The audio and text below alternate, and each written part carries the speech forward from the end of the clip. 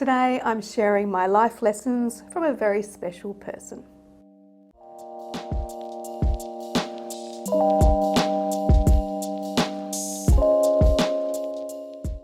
Hello lovelies, thank you so much for joining me. If you have only just come across my channel, my name's Michelle.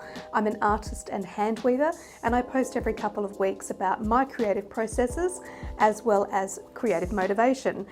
Now today's video, I'm going to talk about a very special person. Her name is Val Junkin. She passed into the non-physical about a month ago, and obviously it was a very difficult time, but a month on, I'm thinking about the life lessons that I have learnt from her, and I thought I would talk to you about them and hopefully something clicks. So I met Val, or Valsy as I called her, in 2000. I studied astrology and numerology with her for about 10 years, and we have been firm friends ever since. And the thing about Val is she was always full of sayings and life lessons, and these are the ones that I want to share with you today. We didn't just learn astrology, we learned all different things about, business. She was an amazing businesswoman, and, living your life in a moral and right way. I mean, we did have our differences, don't get me wrong. She hated the internet.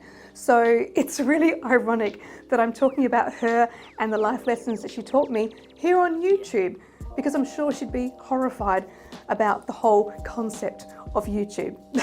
But here we go. The first saying I'm going to talk about is, the judgment is only as relevant as the judge. Now, I think this saying came from some kind of action movie in the 80s or something. If you know what it is, please comment down below, because she used to say this in the way that it was said in the movie, which is, the judgment is only as relevant as the judge. And that's literally how she used to say it. So basically the concept behind this saying is that even when people are judging you, you have to be a little bit objective about the type of person they are, judging the type of person you are. So of course, when people judge you or they pick on you, we all get very hurt about it. We are human beings. But usually people pick on you from a place of powerlessness. They're not picking on you from a place of being fully confident in their own abilities and in their own life. So you have to keep that in mind when someone's picking on you. The judgment is literally only as relevant as the judge. If the person giving you judgment, usually constructive criticism, is someone that you greatly admire, then listen to that.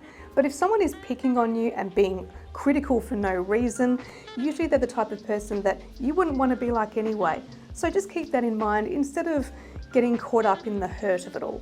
The next quote, people come into your life for a reason, a season, or a lifetime. Now this is a very old quote, but she used to bring it up quite often when people had disagreements with longtime friends or family, because she used to always remind me that not everyone comes into your life for your whole entire life. Even the people that come into your life and you don't even like them, they are there to teach you some kind of lesson. Even really good friends you meet, they're not meant to be friends for the whole of your life, they're just meant to be friends for certain parts of your life. And they bring with them what they need to bring. So I guess what she was saying with this is, don't be so caught up with things being permanent. Sometimes you can be friends with someone for a short time and they do greatly enhance your life for that time. Which brings me to the next saying, don't spend time with people who do not enhance your life. So many times people spend time with people out of obligation. They spend time with family they don't get along with, they spend time with friends they've known since high school, and a lot of the time they're not actually positive influences on their life, but they still keep seeing them. I mean, even when I was growing up, Christmas time used to be the time of seeing relatives that you hadn't seen for the rest of the year, of seeing people that you don't even want to see. It was always a negative time. They always complained about it. And you know what? As an adult, I don't have time for that crap. I'm really busy and I don't have time to see people that don't enhance my life. So I have lived by that saying pretty much since I've been an adult. I don't see members of my family who are negative and who pick on me or don't approve of my lifestyle. I don't see friends who aren't positive influences in my life. I make sure that everyone that I spend my time with are people that are positive, supportive, that they actually really want to see me. And I think that's a really good way to live, because the more you're surrounded by positivity, the more positive experiences you are going to have. Next is try to avoid doing things that you don't want to do. Look, sometimes in life we do have to do things that we don't want to do. We do have responsibilities. But really, if you try as hard as you can to only do the things that you do want to do, you are going to have a happier life. What's that saying? If you only want to do things that are easy, your life will be hard. If you are willing to do the hard things, your life will be easy.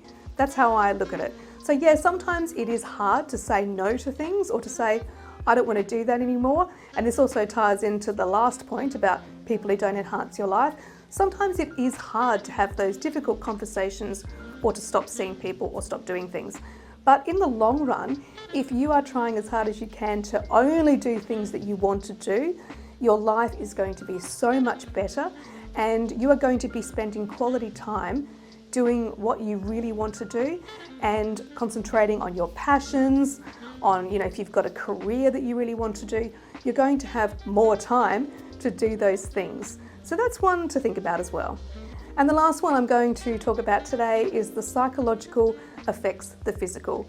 Now, years ago, Val introduced me to Louise Hay, Heal Your Life, and I'm sure many of you have read that book, but it really was a game changer for me to see that what we are thinking about affects us on the outside as well. And I live my life by that. I am very much into meditation and healing the internal issues so that I don't get external illnesses. Now, whether you agree with me or not, that's up to you. But if you haven't heard of Louise Hay, I highly recommend that you read that book.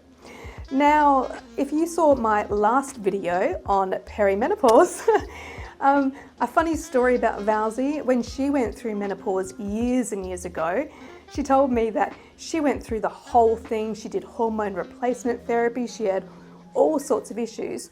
And then one day she just woke up and said to herself, this is rubbish. I am buying into society's bullshit about menopause, and I don't want to do that anymore. And she literally came off the hormone replacement therapy, had no more symptoms for the rest of her life. And her doctor was like, that's crazy. But that's when she realized the potential of the psychological affecting the physical. I'm not quite there yet. I am still experiencing symptoms of perimenopause, but if I can be as evolved as Valsy, maybe that will happen to me as well. So they are just some of the sayings that I have just thought of. I'm sure I'll come up with many more when I stop to think about them, but I might do a part 2 to this video, we'll see.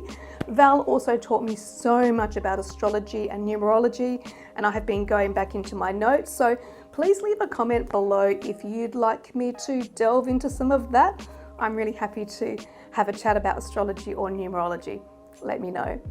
And until the next video, bye!